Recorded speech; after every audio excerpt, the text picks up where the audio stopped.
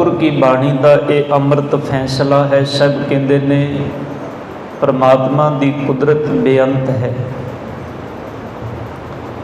एको ही पंक्ति चेता कर लिया करिए जो बाणी विच ये जानन की इच्छा होवे ना भी कुदरत विच परमात्मा की कायनात विच किन्ने को जीव ने। तो जदों कोई तुहानू ये आखे भी 84 लाख ने तो गुरु नानक साहब जी के इन्हां बचनां नूं पढ़ लिया करो। कुदरत कवन कहाँ विचार वारिया न जावा एक बार। जो तुद भावै साई भली कार तू सदा सलामत निरंकार। सतगुर मेरी की पाया है भी मैं तेरी कुदरत दी विचार कर लवां। तेरी कुदरत बेअंत है। सतगुरु गुरु ग्रंथ साहिब पातशाह जी ने जो समस्त जियां की गल की है तो समुची खलकत दे अंदर इन्हां जीवां दे अंदरों सतगुर ने मनुख नूं बड़ी वड्डी उपाधि दिती है। सब दी पावन बाणी का बड़ा प्यारा बचन है। सतगुर कहंदे ने जिवें किसी नगर दे अंदर किसी पिंड दे अंदर जिथे कोई 30 40 50 60 घर होण वो अपने नगर दे लई एक इंसान एक बंदे नूं चुनते ने जिन्हों ये आख्या जाता है भी ये साडे इस नगर का सरदार है। जिन्हों अजोके समय के अंदर वक्खो वक्खरे नाम दिते गए पर पुराने समय के अंदर उन्होंने कहा जाता सी सरदार। ये साडे इस थां दा इस कबीले का जिथे असीं रहिंदे हां इत्थों दा ये सरदार है। तो गुरु ग्रंथ साहिब पातशाह कहंदे ने बंदिया तू परमात्मा की बनाई कुदरत के अंदर जिन्ने जी ने तू इन्हां सारे जीवां दा सरदार है। ते नाल एक बचन होर क्या है सतगुर ने पातशाह कहंदे ने गल चेते रखी तेरा जिहड़ा जीवन है वो बड़ी तवज्जो मंगदा है बड़ा ध्यान मंगदा है। सब कहंदे ने जिवें कोई बंदा छत ते चढ़ना चाहता होवे ते वो पौड़ी दे एक एक डंडे ते पैर रखदा है ते फिर छत ते पहुँचदा है। जेड़ा भी पैर पौड़ी ते रखेगा वो पैर बड़ा ध्यान मंगदा है किते ऐसा ना होवे मैं थिड़क जावां। गुरु ग्रंथ साहब जी कहते हैं जे आखिरी डंडे ते पहुँच के भी तू जे किते थिड़क गया जे किते डोल गया ते गल चेते रखी आखिरी डंडे ते थिड़किया होया बंदा फिर मुड़ के धरती ते आके डिगदा है। ते पातशाह कहते हैं उन्होंने दोबारा तो फिर अपना वो सफ़र तय करना पैंदा है फिर दोबारा तो पहले डंडे तो शुरू करना पैंदा है। सब कहते ने रब ने तेनू बड़ी वड्डी दात दिती है भी तेनू इस चौधरी आके संसार दा पर चेते रखी जिस पौड़ी ते तू चढ़ रहा है ना पातशाह कहते ने जे आखिरी डंडे ते पहुँच के भी तू थिड़क गया तेरे अंदर किते ये ख्याल आ गया भी मेरे वर्गा ते है ही कोई नहीं मैं ते संसार दे अंदर बड़ा श्रेष्ठ हाँ बड़ा उत्तम हाँ। ते पातशाह कहते ने इस पौड़ी ते जो नर चुके जेड़ा इस पौड़ी तो चढ़न तो चूक जाता है सब कहते ने आए जाए दुख पाएंदा उनके सामने फिर कोई तरीका है भी उन्होंने फिर दोबारा तो शुरू करना पएगा। आना ते जाना जिन्हों क्या है जन्म ते मरण जिन्हों क्या है क्योंकि साध संगत जे जन्म है ते जन्म तो बाद फिर अखीर हुंदा है मरण मरना सच है। पर एक गल चेते रखिए मरना भी उन्हों का प्रवान आखिए सतगुर ने जिन्होंने अपनी मंजिल मिल गई है ਤੇ ਜਿਨ੍ਹਾਂ ਨੂੰ ਮੰਜ਼ਿਲ ਨਹੀਂ ਮਿਲੀ, ਸਤਿਗੁਰ ਕਹਿੰਦੇ ਨੇ ਜਮ ਜਮ ਮਰੈ ਮਰੈ ਫਿਰ ਜਮੈ। ਪਾਤਸ਼ਾਹ ਕਹਿੰਦੇ ਨੇ ਜਿਹੜਾ ਆਇਆ ਤੇ ਫਿਰ ਨਹੀਂ ਸਮਝਿਆ ਆਪਣੇ ਇਸ ਮਿਲੇ ਹੋਏ ਵਜੂਦ ਨੂੰ, ਤੇ ਪਾਤਸ਼ਾਹ ਕਹਿੰਦੇ ਨੇ ਜਮ ਜਮ ਮਰੈ ਮਰੈ ਫਿਰ ਜਮੈ, ਬਹੁਤ ਸਜਾਏ ਪਿਆ ਦੇਸ਼ ਲੰਮੈ। ਉਹਦੀ ਯਾਤਰਾ ਬੜੀ ਲੰਮੀ ਹੋ ਜਾਂਦੀ ਹੈ। ਕਿਉਂ? ਕਿਉਂਕਿ ਉਹਨੂੰ ਵਾਰ-ਵਾਰ ਜੰਮਣਾ ਪਏਗਾ ਤੇ ਵਾਰ-ਵਾਰ ਮਰਨਾ ਪਏਗਾ। ਉਹਦੇ ਕਰਮ ਨਿਯਤ ਕਰਦੇ ਨੇ ਵੀ ਇਹ ਕਿੱਥੇ ਪਹੁੰਚਣਾ ਚਾਹੁੰਦਾ ਹੈ, ਇਹ ਕਿੱਥੋਂ ਤੱਕ ਪਹੁੰਚਿਆ। ਇਸੇ ਕਰਕੇ ਸਤਿਗੁਰ ਨੇ ਅੱਜ ਬਾਣੀ ਵਿੱਚ ਬੜਾ ਪਿਆਰਾ ਬਚਨ ਕਿਹਾ ਹੈ। ਬਾਬਾ ਫਰੀਦ ਸਾਹਿਬ ਕਹਿੰਦੇ ਨੇ ਕੰਧ ਕੁਹਾੜਾ, ਕੰਧ ਕਹਿੰਦੇ ਨੇ ਮੋਢੇ ਨੂੰ, ਪਾਤਸ਼ਾਹ ਕਹਿੰਦੇ ਨੇ ਮੋਢੇ ਤੇ ਕੁਹਾੜਾ ਹੈ, ਸਿਰ ਘੜਾ, ਤੇ ਸਿਰ ਤੇ ਰੱਖਿਆ ਘੜਾ ਜਿੰਦੇ ਅੰਦਰ ਪਾਣੀ ਭਰਿਆ ਹੈ। ਵਣ ਕੈਸਰ ਲੋਹਾਰ, ਤੇ ਜਿਹੜਾ ਲੱਕੜਾ ਵੱਢਣ ਵਾਲਾ ਹੈ। ਸਤਿਗੁਰ ਕਹਿੰਦੇ ਨੇ ਵਣ, ਵਣ ਦਾ ਮਤਲਬ ਹੈ ਜੰਗਲ। ਉਹ ਜੰਗਲ ਦੇ ਅੰਦਰ ਜਦੋਂ ਜਾਂਦਾ ਹੈ ਤੇ ਉਹ ਜੰਗਲ ਦਾ ਕੈਸਰ, ਕੈਸਰ ਦਾ ਅਰਥ ਹੈ ਬਾਦਸ਼ਾਹ, ਉਹ ਸਾਰੇ ਜੰਗਲ ਦਾ ਬਾਦਸ਼ਾਹ ਹੁੰਦਾ ਹੈ। ਉਹਦੀ ਮਰਜ਼ੀ ਹੁੰਦੀ ਹੈ, ਉਹ ਮੋਢੇ ਤੇ ਰੱਖੇ ਹੋਏ ਕੁਹਾੜੇ ਨਾਲ ਜਿਹੜੀ ਮਰਜ਼ੀ ਲੱਕੜ ਵੱਢ ਲੇ, ਉਹ ਜਿਹੜੇ ਮਰਜ਼ੀ ਰੁੱਖ ਨੂੰ ਵੱਢ ਕੇ ਉਹਦੀਆਂ ਲੱਕੜਾਂ ਬਣਾ ਲੇ। ਸਭ ਕਹਿੰਦੇ ਨੇ ਵਣ ਕੈਸਰ ਲੋਹਾਰ, ਫਰੀਦਾ ਹੋ ਲੋੜੀ ਸੋਹੇ ਆਪਣਾ, ਤੂੰ ਲੋੜੇ ਅੰਗਿਆਰ। ਪਰ ਬੜੇ ਵਿਰਲੇ ਨੇ ਜਿਨ੍ਹਾਂ ਨੂੰ ਜੀਵਨ ਦਾ ਤੱਤ ਸਮਝ ਆ ਜਾਏ, ਤੇ ਸਤਿਗੁਰ ਕਹਿੰਦੇ ਨੇ ਉਹ ਆਪਣੇ ਕਰਮ ਨਾਲ ਆਪਣੀ ਮੰਜ਼ਿਲ ਤੇ ਪਹੁੰਚ ਜਾਣ। ਨਹੀਂ ਤੇ ਬਾਬਾ ਜੀ ਕਹਿੰਦੇ ਨੇ ਬਹੁਤੇ ਐਸੇ ਹੀ ਨੇ ਜਿਹੜੇ ਲੱਕੜਾਂ ਵੱਢ ਕੇ ਵੀ ਉਹਨਾਂ ਦਾ ਕੋਲਾ ਹੀ ਬਣਾਈ ਜਾ ਰਹੇ ਨੇ। ਇਹਦਾ ਮਤਲਬ ਹੈ ਮੈਂ ਤੁਸੀਂ ਅਸੀਂ ਜਿੰਨੇ ਵੀ ਜੀ ਹਾਂ, ਸਾਡੇ ਜਿਹੜੇ ਕਰਮ ਨੇ ਉਹ ਸਾਡੇ ਤੇ ਨਿਸ਼ਚਿਤ ਹੈ। ਰੱਬ ਨੇ ਸਾਨੂੰ ਤਾਕਤ ਦਿੱਤੀ ਹੈ, ਬਲ ਦਿੱਤਾ ਹੈ। ਇਹ ਜਿਹੜਾ ਸੰਸਾਰ ਹੈ, ਸਤਿਗੁਰੂ ਬਾਬਾ ਫਰੀਦ ਸਾਹਿਬ ਕਹਿੰਦੇ ਨੇ ਇੱਕ ਜੰਗਲ ਹੈ। ਇਸ ਜੰਗਲ ਦੇ ਅੰਦਰ ਹਰ ਇੱਕ ਬੰਦਾ ਇਸ ਜੰਗਲ ਦੇ ਅੰਦਰ ਇੱਕ ਬਾਦਸ਼ਾਹ ਦੀ ਤਰ੍ਹਾਂ ਹੈ। ਹਰ ਇੱਕ ਬੰਦਾ ਇਸ ਜੰਗਲ ਦੇ ਅੰਦਰ ਇੱਕ ਬਾਦਸ਼ਾਹ ਦੀ ਨਿਆਈ ਹੈ। ਧਿਆਨ ਦੇਣਾ, ਬਾਹਰੀ ਤੌਰ ਤੇ ਹੋ ਸਕਦਾ ਕਿਸੇ ਇਨਸਾਨ ਕੋਲੋਂ ਕੁਝ ਵੀ ਨਾ ਹੋਵੇ, ਪਰ ਅੰਤਰੀਵ ਤੌਰ ਤੇ ਹਰ ਬੰਦਾ ਆਪਣੇ ਆਪਣੇ ਕਰਮ ਕਰਨ ਦੇ ਲਈ ਉਹਦੇ ਕੋਲੋਂ ਤਾਕਤ ਹੈ, ਉਹਦੇ ਕੋਲੋਂ ਬਲ ਹੈ, ਉਹ ਕਰਨਾ ਕੀ ਚਾਹੁੰਦਾ ਹੈ। ਹਰ ਬੰਦੇ ਨੂੰ ਰੱਬ ਨੇ ਇੰਨੀ ਤਾਕਤ ਦਿੱਤੀ, ਇੰਨਾ ਬਲ ਦਿੱਤਾ ਵੀ ਤੂੰ ਕਰਨਾ ਕੀ ਚਾਹੁੰਦਾ ਹੈ। ਵੇਖੋ ਹਰ ਇਨਸਾਨ ਦੇ ਕੋਲੋਂ ਸਰੀਰ ਉਹੀ ਹੈ, ਦੋ ਹੱਥ, ਦੋ ਪੈਰ, ਦੋ ਅੱਖਾਂ, ਮੂੰਹ, ਨੱਕ, ਇਹ ਸਭ ਬੰਦੇ ਦੀ ਤਰਤੀਬ ਸਰੀਰ ਦੀ ਇੱਕੋ ਵਰਗੀ ਹੈ। ਇੱਕ ਬੰਦਾ ਹੁੰਦਾ ਜਿਹੜਾ ਇਸੇ ਸਰੀਰ ਦੇ ਅੰਦਰ ਰਹਿੰਦਿਆਂ ਜੀਵਨ ਦੇ ਅੰਦਰ ਬੜਾ ਵੱਡਾ ਮੁਕਾਮ ਹਾਸਲ ਕਰਦਾ ਹੈ, ਤੇ ਇੱਕ ਬੰਦਾ ਹੁੰਦਾ ਜਿਹੜਾ ਸਾਰੀ ਜ਼ਿੰਦਗੀ ਆਪਣੇ ਕਰਮਾਂ ਨੂੰ ਰੋਂਦਾ ਰਹਿੰਦਾ ਹੈ, ਪਰ ਪਹੁੰਚਦਾ ਕਿਤੇ ਵੀ ਨਹੀਂ। ਹੁਣ ਬਾਬਾ ਫਰੀਦ ਸਾਹਿਬ ਜੀ ਕਹਿੰਦੇ ਨੇ ਬੰਦਿਆ, ਇਹ ਸੰਸਾਰ ਇੱਕ ਜੰਗਲ ਹੈ। ਇਸ ਜੰਗਲ ਦੇ ਅੰਦਰ ਬਾਬਾ ਫਰੀਦ ਸਾਹਿਬ ਕਹਿੰਦੇ ਨੇ ਤੂੰ ਇੱਕ ਬਾਦਸ਼ਾਹ ਹੈ। ਰੱਬ ਨੇ ਤੈਨੂੰ ਬੜੀ ਤਾਕਤ ਦਿੱਤੀ ਹੈ, ਬੜਾ ਬਲ ਦਿੱਤਾ ਹੈ, ਤੈਨੂੰ ਸਵਾਸਾਂ ਦੀ ਪੂੰਜੀ ਦੇ ਕੇ ਭੇਜਿਆ ਸੰਸਾਰ ਵਿੱਚ। ਪਰ ਇਹ ਗੱਲ ਚੇਤੇ ਰੱਖੀ, ਹੁਣ ਤੇਰੇ ਤੇ ਨਿਰਭਰ ਹੈ, ਤੂੰ ਆਪਣੀ ਸਵਾਸਾਂ ਰੂਪੀ ਪੂੰਜੀ ਦੇ ਨਾਲ ਇਸ ਕੁਹਾੜੇ ਦੇ ਨਾਲ ਕਿਹੋ ਜਿਹੇ ਕੰਮ ਕਰਨੇ ਨੇ। ਤੂੰ ਆਪਣੇ ਕਰਮਾਂ ਦਾ ਕੋਲਾ ਬਣਾਉਣਾ ਹੈ ਕਿ ਆਪਣੇ ਕਰਮਾਂ ਦਾ ਤੂੰ ਚੰਗੇ ਕਰਮ ਕਰਕੇ ਤੂੰ ਆਪਣੇ ਜੀਵਨ ਨੂੰ ਸ੍ਰੇਸ਼ਟ ਬਣਾਉਣਾ ਹੈ। ਇਹ ਤੇਰੇ ਤੇ ਨਿਰਭਰ ਹੈ। ਬੜੀ ਪਿਆਰੀ ਘਟਨਾ ਗੱਲ ਸਮਝ ਵਿੱਚ ਆਏਗੀ। ਕੋਈ ਇਨਸਾਨ ਰਾਜਾ ਆਪਣੇ ਲਾਹੂ ਲਸ਼ਕਰ ਦੇ ਨਾਲ ਆਪਣੇ ਨਗਰ ਦੇ ਵਿੱਚ ਜੰਗਲਾਂ ਦੇ ਅੰਦਰ ਭ੍ਰਮਣ ਕਰ ਰਿਹਾ ਸੀ, ਤੇ ਜਾਂਦਿਆਂ ਜਾਂਦਿਆਂ ਰਾਹ ਭਟਕ ਗਿਆ। ਉਹਦੇ ਜਿਹੜੇ ਨਾਲ ਅਹਿਲਕਾਰ ਸਨ ਉਹ ਵੀ ਕਿਸੇ ਹੋਰ ਪਾਸੇ ਨਿਕਲ ਗਏ।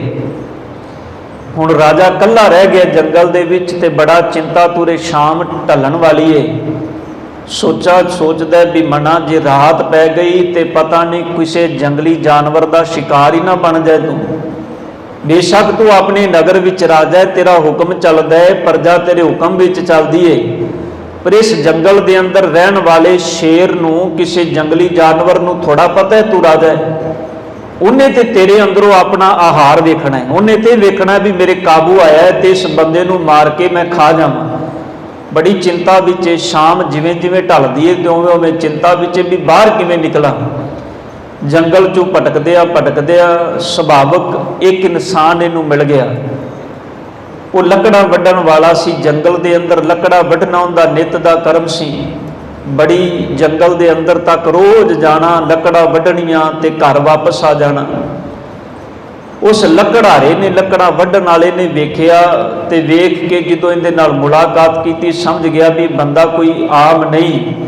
पुछया भी तू कौन है? कहता मैं फलाने नगर का राजा, अपने लाहू लश्कर नाल आया सा पर राह भुल गया, ते जे तू कृपा करे मैनू मेरे नगर तक, मेरे घर तक पहुँचाए ते जो मंगेगा तेनू मिलेगा, तू जो मंगेगा तेनू देवांगा। ये बंदा बड़ा खुश होया। इन्हें रोज आने वाला सी, राह दा इहनूं पता सी, इन्हें राजे नूं इहदी मंजिल तक पहुँचाया। राजे ने आखिया मंग तेनू की चाहिए? ये कहता राजन मैं लकड़ा वड्ढण वाला, की तुहाडे कोलों मंगा? मेरे ना कोई छोटा जिहा जमीन का टुकड़ा ही ला दिओ जिथे कुछ रुख होण ते मेरा काम काज रोटी पानी चलदा रहे। राजे ने आख्या भी ठीक है भाई, तू जगह मंगना है, टुकड़ा मंगना है जमीन का, ते बड़ी कीमती जमीन का टुकड़ा जिहड़ा लकड़ा जिंदे ते चंदन की लकड़ है, वो कीमती टुकड़ा इनू दे दिता। नाल इनू कह दिता भी कदी जरूरत पे ना तो फिर मेरे को आ जाई, झिझकी ना, शर्म ना करी। ये लकड़हारा चला गया। हुण इन्हें अपना नित का कर्म अगे जंगलों में भटकदा सी, हुण इनू टुकड़ा मिल गया। रोज एक अद्धा लकड़ दी एक अद्धा रुख वड्ढदा है, उनका कोला बनाता है, बाजार में वेच आंदा है। बड़ा सोहना काम चल गया, रोटी पानी, परिवार भी खुश, बच्चे भी खुश। पर सच यह है भी जिहड़ी चीज़ रोज़ वड्ढी जाए वो किन्ने दिन तक चलेगी। हुण वो टुकड़ा जिहड़ा जमीन का सी, जिंदे ते लकड़ा सी, इन्हें वड्ढिया वड्ढदिया 2-4 सालों के अंदर मुक गया, खत्म हो गया। फिर चिंता विच भी हुण की करा।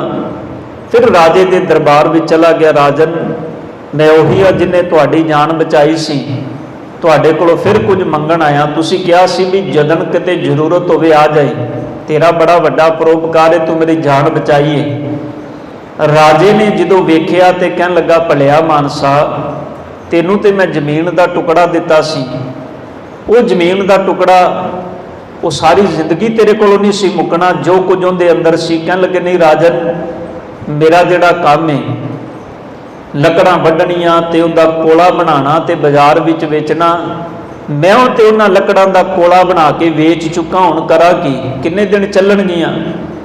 राजा हैरान होके कहंदा भलिया बंदिया, तेनू पता नहीं वो जिहड़ियां लकड़ों का तू कोला बना के बाजार विच वेचिया वो कोई आम लकड़ नहीं सी, वो चंदन की लकड़ सी, बड़ी कीमती लकड़ सी। सारी जिंदगी भी तू वरतदा, उहदी थोड़ी थोड़ी लकड़ उंज ही बाजार विच वेचदा, तेरे कोल मुकनी नहीं सी। सारी जिंदगी तेरी बड़ी सोहनी लंघ जानी सी। पर वो कहना मैं ते कोले बना के वेच दिते ने। सच साध संगत असी जिन्ने आ, बाबा फरीद साहब कहते ने संसार एक जंगल है, परमात्मा ने सानू सुआसां दी पूंजी दिती, ये चंदन की लकड़ है, इनू असी किवें वेचना है, संसार दे विच किवें इहदे तो कर्म करने ने। पर पातशाह कहते ने कलर के रे छपड़ी कौआ मल मल नहाए। पातशाह कहते ने ये जिहड़ा बंदा माड़े कर्म करन वाला, कौआ प्रतीक शब्द है, कल भी बेनती की सी, कुछ शब्द ने जिवें हंस, कौआ, कां, ये शब्द प्रतीकात्मक शब्द ने। ये शब्द साडे सामने किसी जीव दे जीवन नूं प्रगट करते हैं। जिवें सतगुर ने बाणी विच आख्या गुरमंत्र ही नस्या जो प्राणी त्रिगंत जन्म प्रश्न है, कुकर है, सुकर है, काक है, सरपन है, गर्दन है, तुलखल है। सब कहते हैं कां दे, कुत्ते दे, खोते दे बराबर खड़ा होया, जिंदे अंदर परमात्मा का नाम सिमरन नहीं है, जिहड़ा रब्बी याद विच नहीं जींदा, सतगुर कहते हैं खोते दे बराबर है, वो कां दे बराबर है। इहदा मतलब है थोड़ा भी उहदे शरीर का ढांचा बदल गया है, वो बंदियां वर्गा ही, नज़र बंदियां वर्गा ही आंदा है, पर उहदे काम जिहड़े ने वो इन्हां पशुआं दे वर्गे ने। सतगुरु गुरु ग्रंथ साहब जी ने आखिया, पातशाह कहते ने कलर के री छपड़ी कौआ मल मल नहाए। मन तन मैले अवगणी चिंजू भरी गंदी आए। सब कहते ने जिवें माड़ी बिरती वाला बंदा कलर केड़ी छपड़ी कौआ मल मल नहाए, वो किसी कलर की गंदगी भरी थां ते जिहड़ी छपड़ी चिक्कड़ दे नाल भरी हुई है। धन गुरु नानक साहब पातशाह जी के पावन शब्द ने श्लोक 12 के वधीक विच पातशाह कहते ने पहुँच गया उस छपड़ी ते उस छपड़ी के अंदर मल मल के उहदे अंदर नहांदा है, मल मल के उस छपड़ी दे विचों मल के नहा के बाहर निकलदा है ते की सोचदा भी मैं ते बड़ा सोहना हो गया, मैं बड़ा पवित्र हो गया, मेरे तन की मैल लह गई। पर सतगुरु कहते ने उन्होंने पता ही नहीं जिंदे विच तू नहाना पिया वो तो चिक्कड़ नाल भरी हुई छपड़ी है। पातशाह कहते ने एक तो पहला ही तू काला है, कौआ काला अवगुणा नाल भरिया होया। फिर सतगुरु कहते ने तू कर्म भी इन्ने माड़े करना है, तू ऐसिया छपड़ियां दे अंदर नहाना पिया, तू ऐसी संगत विच बहना पिया जिथे अवगुणा तो बिना कुछ भी नहीं। प्रतीक शब्द ना सतगुरु ने बाणी विच किहड़े वरते ने। सब कहते ने एक ते तेरे कर्म इन्ने माड़े कां वर्गे अवगुणा नाल भरिया है, काला ही काला है, तू तेरे अंदर किते चंगे कर्मां दी तेरे अंदर है ही नहीं। पर पातशाह कहते ने उत्तों तू छपड़ी भी उहदे विच नहाना पिया जिहड़ी चिक्कड़ दे नाल अवगुणा दे नाल गंदगी नाल भरी हुई। भाव तेरी बहनी उठनी तेरी संगत भी उन्हां नाल है जिहड़े बड़े माड़े कर्म करदे ने। ते जे बंदे नूं कह दिता जाए ना भाई इन्हां दी संगत छड्ड दे ते कहंदा बई नहीं इन्हां दी संगत किवें छड्डां, जे इन्हां दी संगत छड्ड दित्ती ते सच ये है भी इन्हां दे नाल मेरा बहना उठना है, इन्हां दे नाल मेरा बिजनेस व्यापार है, इन्हां दे नाल ही मैं जे नहीं बमा उठांगा तो फिर सच है भी मैं इन्हां तो बड़ी पिछे रह जावांगा। समझ नहीं आउंदी भी माड़े कर्म करन लग्या भी बंदा सोचदा भी किते पिछे ना रह जावां, चंगे कर्म करन लग्या तो रीस करे तो समझ आती है, माड़े कर्म करन लग्या भी बंदा रीस करता है। तो गुरु अर्जुन देव पातशाह गुरु नानक साहब जी कहते हैं कौआ मल मल नहाए मन तन मैले अवगुणी, मन करके तन करके मैला हो जाएगा, अवगुणा नाल भर जाएगा, चिंजू भरी गंदी आए। साहब कहते हैं जिवें वो कौआ चिक्कड़ दे विच जदों चुंझ मारेगा तो चुंझ मारेगा तो उहदे विचों गंदगी निकलेगी। सतगुर कहते हैं बंदा भी जिथे बहिंदा है सिवाय अवगुणा तो माड़े कर्मां तो कुछ होर करदा ही नहीं। ये जिथे चुंझ मारदा है सतगुर कहते हैं अवगुण ही प्रगट होंदे ने, अवगुणा तो बिना कुछ चंगा करना ही नहीं चाहता। साहब तां ही कहते हैं सरवर हंस ना जाणिया, इस बंदे ने परमात्मा दे नाम रूपी सरोवर नूं जाणिया ही नहीं। ये वो हंस है सतगुर कहते हैं जिहड़ा हंस परमात्मा रूपी सरोवर नूं जानदा ही नहीं। ध्यान देना आपां गुरु दी गोद विच बैठे हाँ ते साहब ने पता ही बाणी विच की आख्या। पातशाह कहते हैं सरवर हंस तुरे ही बेला खसमै इवें भाणा। पातशाह कहते हैं सरवर ते हंस दा जिहड़ा मेल है वो तुरों ही है, वो रब दे घर तो ही है। तुसी जे किसी हंस नूं वेखना होवे ना भी हंस किहो जिहा है ते गुरु नानक साहब कहते हैं तुहानूं किसी सरोवर के कंढे ते जाना पएगा। वो सरोवर के कंढे ते तुहानूं हंस मिलणगे, किसी छप्पड़ ते तुहानूं हंस नहीं मिलणगे। हाँ छप्पड़ ते तुहानूं कां ते बगले बड़े मिल जाणगे, पर बगला वेखण नूं हंस वर्गा लगदा है। पर सतगुरु जी कहते हैं हुण सरवर हंस तुरे ही मेला खसमै इवें भाणा। सरवर अंदर हीरे मोती सो हंसा का खाना। साहब कहते हैं सरोवर के अंदर हीरे ने मोती ने ते हंस जिहड़ा वो हीरे ते मोती खांदा है। हंस डड्डियां ते मच्छियां नहीं खाता सरोवर के अंदरों। हंस का खाना की है हीरे ते मोती। पर पातशाह कहते ने बगला कागना रही सरवर जे होवे अत सियाणा। पातशाह कहते ने कां ते बगला भावें किन्ना भी सियाणा क्यों ना होवे वो तुहानूं सरोवर के कंढे ते नहीं मिलणगे। क्यों नहीं मिलणगे? पातशाह कहते ने भावें जिन्ने मर्जी सियाणे होण, भावें सियाणे हंस नालों भी ज़्यादा होण, पर पातशाह कहते ने वो सरोवर के कंढे ते नहीं मिलणगे। क्यों? क्योंकि पातशाह कहते ने सरोवर के अंदर हीरे मोती ने ते बगले ते कां ने उन्हें डड्डियां ते मच्छियां खाणियां होंदियां ने। इस करके सब कहते हैं सरोवर के कंढे ते नहीं मिलणगे, वो मिलणगे तुहानूं किसी छप्पड़ के कंढे ते। भाव जिहड़े रब की वडियाई करन वाले ने सतगुर कहते ने हंस ने ਉਹ ਸੰਗਤ ਗੁਰੂ ਰੂਪੀ ਸਰੋਵਰ ਤੇ ਬਹਿ ਕੇ ਪ੍ਰਮਾਤਮਾ ਦੇ ਨਾਮ ਰੂਪੀ ਹੀਰੇ ਤੇ ਮੋਤੀ ਚੁਗਦੇ ਨੇ। ਤੁਸੀਂ ਬੈਠੇ ਹੋ ਗੁਰੂ ਕੀ ਗੋਦ ਵਿੱਚ ਤੇ ਸਤਿਗੁਰ ਦੀ ਨਿਗਾਹ ਦੇ ਵਿੱਚ ਤੁਸੀਂ ਸਾਰੇ ਹੰਸ ਹੋ।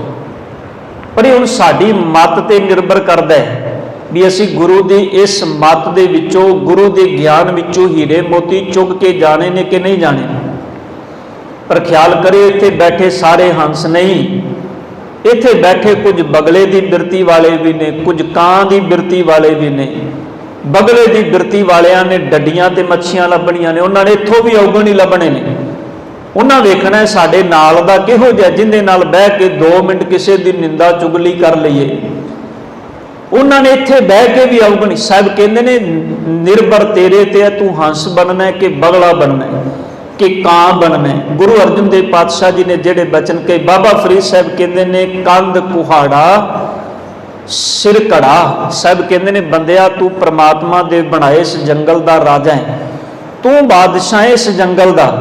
ਇਹ ਹੁਣ ਤੇਰੇ ਤੇ ਡਿਪੈਂਡ ਹੈ ਵੀ ਤੂੰ ਬਾਦਸ਼ਾਹ ਬਣ ਕੇ ਇਸ ਜੰਗਲ ਦੇ ਅੰਦਰੋਂ ਕੀ ਕੁਝ ਕਮਾਣਾ ਹੈ।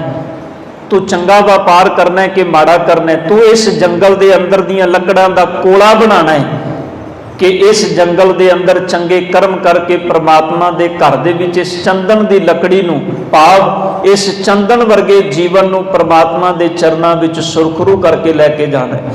ਇਹ ਤੇਰੇ ਤੇ ਨਿਰਭਰ ਹੈ। ਸਾਧ ਸੰਗਤ ਕੋਈ ਵੀ ਕਰਮ ਹੋਵੇ, ਵੇਖੋ ਆਪਾਂ ਸਾਰੇ, ਕਿਉਂਕਿ ਬਾਣੀ ਨੂੰ ਆਪਾਂ ਪ੍ਰੈਕਟੀਕਲ ਰੂਪ ਵਿੱਚ ਸਮਝਣਾ ਹੈ। ਸਾਡਾ ਦੁਖਾਂਤ ਇਹ ਹੈ ਸਾਧ ਸੰਗਤ ਕਿ ਅਸੀਂ ਬਾਣੀ ਜਿੰਨੀ ਸੁਣੀ ਹੈ ਨਾ, ਜਿੰਨੀ ਪੜ੍ਹੀ ਹੈ, ਅਸੀਂ ਬਾਣੀ ਨੂੰ ਸਿਵਾਏ ਮੰਤਰ ਤੋਂ ਕੁਝ ਵੀ ਨਹੀਂ ਜਾਣਿਆ। ਅਸੀਂ ਆਖਿਆ ਵੀ ਜਿਵੇਂ ਲੋਕ ਹੋਰ ਮੰਤਰ ਪੜ੍ਹਦੇ ਨੇ, ਵੀ ਜਿਵੇਂ ਮੰਤਰ ਪੜ੍ਹਿਆ ਤੇ ਕਿਸੇ ਨੂੰ ਕੋਈ ਦੁੱਖ ਸੀ ਤੇ ਤਕਲੀਫ ਸੀ, ਪੀੜ ਸੀ, ਦੂਰ ਹੋ ਗਈ। ਅਸੀਂ ਕਹਿੰਦੇ ਗੁਰਬਾਣੀ ਵੀ ਇੱਕ ਮੰਤਰ ਹੈ। ਇਹ ਕਾਰਨ ਹੈ ਅਸੀਂ ਕਹਿੰਦੇ ਆ ਵੀ ਭਾਈ ਸਾਡੇ ਘਰ ਵਿੱਚ ਫਲਾਣਾ ਬੰਦਾ ਇਸ ਰੋਗ ਤੋਂ ਦੁਖੀ ਹੈ, ਕੋਈ ਸ਼ਬਦ ਦੱਸ ਦਿਓ ਜਿਸ ਸ਼ਬਦ ਨੂੰ ਪੜ੍ਹਿਆ ਰੋਗ ਦੂਰ ਹੋ ਜਾਏ। ਤੇ ਸਤਿਗੁਰ ਕਹਿੰਦੇ ਨੇ ਸਰਬ ਰੋਗ ਕਾ ਔਖਦ ਨਾਮ। ਗੁਰੂ ਪ੍ਰਮਾਤਮਾ ਰੱਬ ਜੀ ਦੀ ਪੂਰੀ ਬਾਣੀ, ਇਹ ਅੰਮ੍ਰਿਤ ਬਚਨ ਗੁਰੂ ਗ੍ਰੰਥ ਸਾਹਿਬ ਜੀ ਦੇ 1 ਅੰਕ ਤੋਂ ਲੈ ਕੇ 1430 ਅੰਕ ਤੱਕ ਇਹ ਅੰਮ੍ਰਿਤ ਬਾਣੀ ਸਾਡੇ ਮਨ ਦੇ ਔਗਣਾਂ ਨੂੰ, ਰੋਗਾਂ ਨੂੰ ਦੂਰ ਕਰਨ ਵਾਲੀ ਹੈ। ਪਰ ਅਸੀਂ ਗੁਰਬਾਣੀ ਨੂੰ ਕਿਸ ਵੇ ਵਿੱਚ ਲਿਆ ਵੀ ਅਸੀਂ ਆਖਿਆ ਵੀ ਸਾਨੂੰ ਸ਼ਬਦ ਹੀ ਉਹ ਦਿਓ ਜਿੰਦੇ ਸ਼ਬਦ ਨੂੰ ਪੜ੍ਹਨ ਦੇ ਨਾਲ ਸਾਡਾ ਆਹ ਕੰਮ ਬਣ ਜਾਏ। ਸਮਝਣਾ ਸੀ ਬਾਣੀ ਨੂੰ ਤਾਂ ਕਿ ਸਾਡਾ ਜੀਵਨ ਸੋਹਣਾ ਬਣ ਜਾਏ, ਬਾਣੀ ਨੂੰ ਸਮਝਿਆ ਨਹੀਂ। ਇਹੀ ਕਾਰਨ ਸੀ ਅਸੀਂ ਬਾਣੀ ਨੂੰ ਵੀ ਮੰਤਰ ਬਣਾ ਕੇ ਸਾਰੀ ਜ਼ਿੰਦਗੀ ਪੂਜਿਆ ਹੀ ਹੈ ਬਾਹਰਮੁਖੀ। ਸਤਿਗੁਰੂ ਗੁਰੂ ਗ੍ਰੰਥ ਸਾਹਿਬ ਪਾਤਸ਼ਾਹ ਜੀ ਕਹਿੰਦੇ ਨੇ ਨਹੀਂ ਤੂੰ ਬਾਦਸ਼ਾਹ ਹੈ। ਬਾਬਾ ਫਰੀਦ ਸਾਹਿਬ ਜੀ ਦੇ ਬੜੇ ਪਿਆਰੇ ਬੋਲ ਨੇ ਅੱਜ। ਬਾਬਾ ਜੀ ਕਹਿੰਦੇ ਨੇ ਹਉ ਲੋੜੀ ਸ਼ਹਿ ਆਪਣਾ।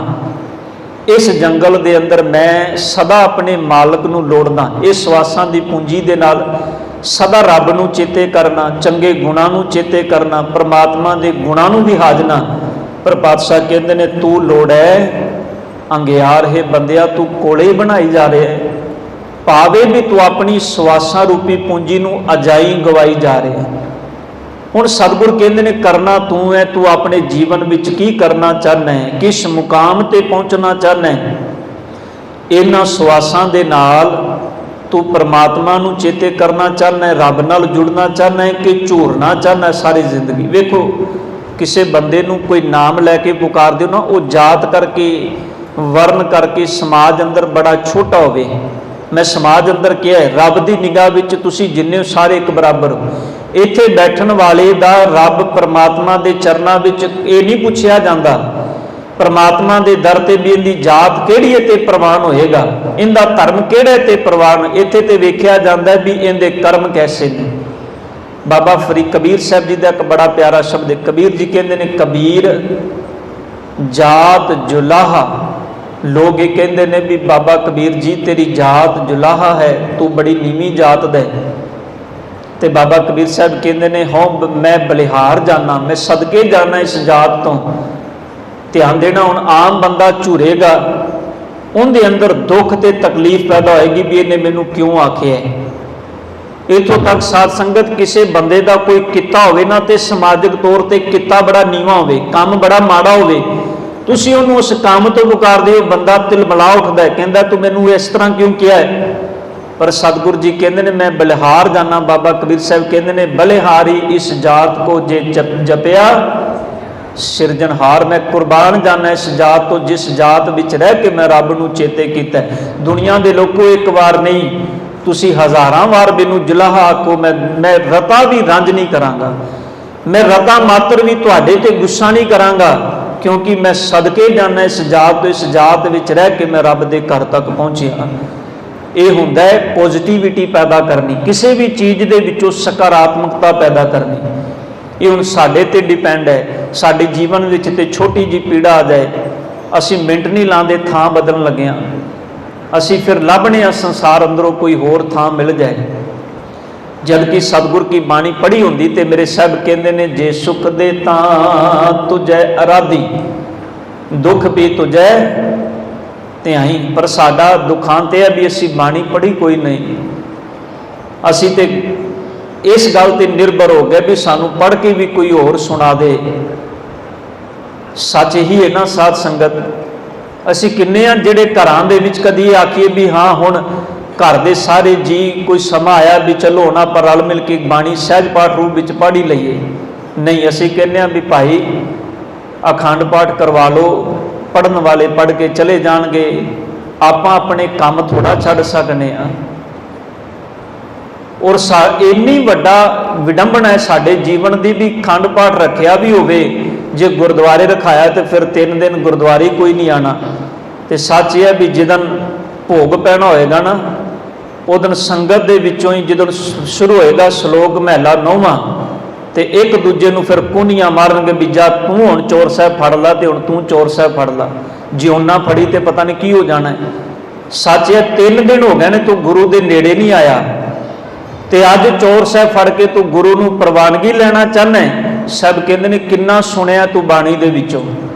ਇਹ ਦੁਖਾਂਤ ਤੇ ਸਾਧ ਸੰਗਤ, ਸਤਿਗੁਰ ਕਹਿੰਦੇ ਨੇ ਤੂੰ ਅੰਗਿਆਰ ਹੀ, ਤੂੰ ਕੋਲੇ ਹੀ ਬਣਾ ਹੀ ਜਾ ਰਿਹਾ ਆਪਣੇ ਸਵਾਸਾਂ ਦੇ। ਸੱਚ ਇਹ ਅਸੀਂ ਕਿੰਨੇ ਜੀਵਾਂ ਜਿਹੜੇ ਸਵਾਸਾਂ ਨੂੰ ਅਜਾਈ ਗਵਾਈ ਜਾ ਰਹੇ। ਕੋਲੇ ਬਣਾਉਣ ਦਾ ਮਤਲਬ ਹੈ ਵਿਅਰਥ ਜਾਣਾ। ਰੱਬ ਨੇ ਸਾਨੂੰ ਬੜੀ ਕੀਮਤੀ ਪੂੰਜੀ ਦਿੱਤੀ ਹੈ ਸਵਾਸ। ਹੁਣ ਬਾਬਾ ਜੀ ਕਹਿੰਦੇ ਨੇ ਇਹਨਾਂ ਸਵਾਸਾਂ ਦੇ ਤੂੰ ਕੋਲੇ ਬਣਾਣੇ ਨੇ, ਭਾਵ ਇਹਨਾਂ ਨੂੰ ਅਜਾਈ ਗਵਾਉਣਾ ਹੈ ਕਿ ਇਹਨਾਂ ਸਵਾਸਾਂ ਨੂੰ ਤੂੰ ਰੱਬ ਨੂੰ ਚੇਤੇ ਕਰਕੇ ਸਾਰਥਕ ਕਰਨਾ ਹੈ। ਇਹ ਹੁਣ ਤੇਰੇ ਉੱਪਰ ਹੈ ਬੰਦਿਆ, ਤੂੰ ਕੀ ਕਰਨਾ ਚਾਹੁੰਦਾ ਹੈ। ਮੈਂ ਕੱਲ ਵੀ ਬੇਨਤੀ ਕੀਤੀ ਸੀ, ਬਾਣੀ ਪੜ੍ਹਦੇ ਆ ਨਾ, ਇਹ ਲੱਭਿਆ ਕਰੋ ਵੀ ਸਤਿਗੁਰ ਨੇ ਇਹਦੇ ਵਿੱਚ ਮੈਨੂੰ ਕੀ ਆਖਿਆ। ਇਹ ਨਾ ਵੇਖਿਆ ਕਰੋ ਵੀ ਜਿਹੜਾ ਕੁਝ ਆਖਿਆ ਤੇ ਮੈਂ ਦੂਜੇ ਵੱਲ ਉਂਗਲ ਕਰਕੇ ਆਖਾਂ ਵੀ ਲੈ ਫਲਾਣਾ ਬੰਦਾ ਵੀ ਤੇ ਇਹੋ ਜਿਹਾ ਹੀ ਹੈ ਨਾ। ਅਸੀਂ ਸਾਰੀ ਜ਼ਿੰਦਗੀ ਦੂਜਿਆਂ ਦੇ ਐਬ ਲੱਭਣੇ ਆ, ਕਦੀ ਦੂਜਿਆਂ ਦੇ ਗੁਣ ਨਹੀਂ ਲੱਭਦੇ। ਜਿੱਦਣ ਦੂਜਿਆਂ ਦੇ ਗੁਣ ਲੱਭਣੇ ਸ਼ੁਰੂ ਕਰ ਦਿਆਂਗੇ ਉਦੋਂ ਸਾਡਾ ਜੀਵਨ ਵੀ ਗੁਣਾਂ ਨਾਲ ਭਰ ਜਾਏਗਾ। ਸਾਰੀ ਜ਼ਿੰਦਗੀ ਐਬ ਲੱਭਣੇ ਆ, ਅਵਗੁਣ ਲੱਭਣੇ ਆ, ਇਸ ਕਰਕੇ ਅਸੀਂ ਵੀ ਅਵਗੁਣਾਂ ਨਾਲ ਭਰ ਜਾਂਦੇ ਹਾਂ। ਜਿਹੜੀ ਚੀਜ਼ ਲੱਭੋਗੇ ਉਹੀ ਮਿਲੇਗੀ ਨਾ, ਇਹ ਕੁਦਰਤ ਦਾ ਨਿਯਮ ਹੈ। ਜੋ ਪਾਓਗੇ ਉਹੀ ਮਿਲੇਗਾ, ਜੋ ਧਰਤੀ ਵਿੱਚ ਬੀਜੋਗੇ ਉਹੀ ਵੱਢੋਗੇ।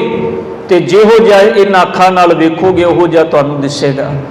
ਇਹਨਾਂ ਅੱਖਾਂ ਨਾਲ ਭਾਵੇਂ ਸਾਰੀ ਕੁਦਰਤ ਵਿੱਚੋਂ ਰੱਬ ਵੇਖ ਲਓ, ਤੇ ਇਹਨਾਂ ਅੱਖਾਂ ਦੇ ਨਾਲ ਭਾਵੇਂ ਤੁਸੀਂ ਸਾਰੀ ਜ਼ਿੰਦਗੀ ਮੈਲ ਵੇਖੀ ਜਾਓ। ਇਹ ਸਤਿਗੁਰ ਕਹਿੰਦੇ ਨੇ ਤੁਹਾਡੇ ਤੇ ਡਿਪੈਂਡ ਹੈ। ਤੁਸੀਂ ਇਹ ਨਿਸ਼ਚਿਤ ਤੁਸੀਂ ਕਰਨਾ ਹੈ, ਇਹ ਨੀਅਤ ਤੁਸੀਂ ਕਰਨਾ ਹੈ ਵੀ ਤੁਸੀਂ ਕੀ ਵੇਖਣਾ ਚਾਹੁੰਦੇ ਹੋ।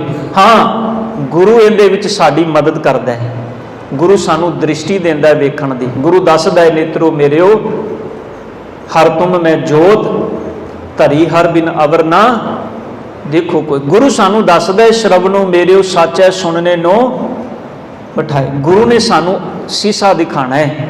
ਮੈਂ ਕੱਲ ਵੀ ਬੇਨਤੀ ਕੀਤੀ ਸੀ, ਗੁਰੂ ਤੇ ਉਹ ਦਾਤ ਦਿੰਦਾ ਹੈ, ਸਮਝ ਦਿੰਦਾ ਹੈ, ਜਿੰਦੇ ਨਾਲ ਅਸੀਂ ਆਪਣੇ ਅੰਤਰਾਤਮੇ ਨੂੰ ਮਨ ਨੂੰ ਬਦਲਣਾ ਹੁੰਦਾ ਹੈ। ਪਰ ਅਸੀਂ ਕਿੰਨੇ ਕੁ ਆ ਜਿਨ੍ਹਾਂ ਨੇ ਸਵੀਕਾਰਿਆ ਵੀ ਹਾਂ ਸਤਿਗੁਰ ਅਸੀਂ ਤੇਰੀ ਗੱਲ ਮੰਨ ਕੇ ਜੀਵਨ ਜਿਉਵਾਂਗੇ। ਤਾਂ ਹੀ ਬਾਬਾ ਫਰੀਦ ਸਾਹਿਬ ਜੀ ਅੱਜ ਕਹਿ ਰਹੇ ਨੇ, ਕੰਧ ਕੁਹਾੜਾ ਸਿਰ ਕੜਾ ਵਨ ਕੈਸਰ ਲੋਹਾਰ, ਮੋਢੇ ਤੇ ਕੁਹਾੜਾ ਸਿਰ ਤੇ ਘੜਾ। ਤੇ ਜਿਹੜਾ ਬੰਦਾ ਲੱਕੜਾਂ ਵੱਢਣ ਵਾਲਾ ਲੱਕੜਹਾਰਾ ਹੈ ਨਾ, ਉਹ ਵੀ ਜੰਗਲ ਦੇ ਵਿੱਚ ਕਹਿੰਦਾ ਵੀ ਮੇਰੇ ਵਰਗਾ ਹੈ ਹੀ ਕੋਈ ਨਹੀਂ। ਉਹ ਵੀ ਜੰਗਲ ਦਾ ਬਾਦਸ਼ਾਹ ਹੁੰਦਾ ਹੈ। ਕਿਉਂ? ਕਿਉਂਕਿ ਜਿਹੜੀ ਮਰਜ਼ੀ ਲੱਕੜ ਵੱਢ ਕੇ ਲੈ ਜਾਏ ਉਹਨੂੰ ਕਿਸੇ ਨੇ ਰੋਕਣਾ ਥੋੜ੍ਹਾ ਹੈ। ਸਤਿਗੁਰ ਕਹਿੰਦੇ ਨੇ ਇਸੇ ਤਰ੍ਹਾਂ ਰੱਬ ਨੇ ਤੈਨੂੰ ਵੀ ਸਵਾਸਾਂ ਰੂਪੀ ਪੂੰਜੀ ਦਿੱਤੀ ਬੰਦਿਆ, ਹਉ ਲੋੜੀ ਸ਼ਹਿ ਆਪਣਾ। ਤੂੰ ਇਸ ਸੰਸਾਰ ਰੂਪੀ ਜੰਗਲ ਦਾ ਰਾਜਾ ਹੈ।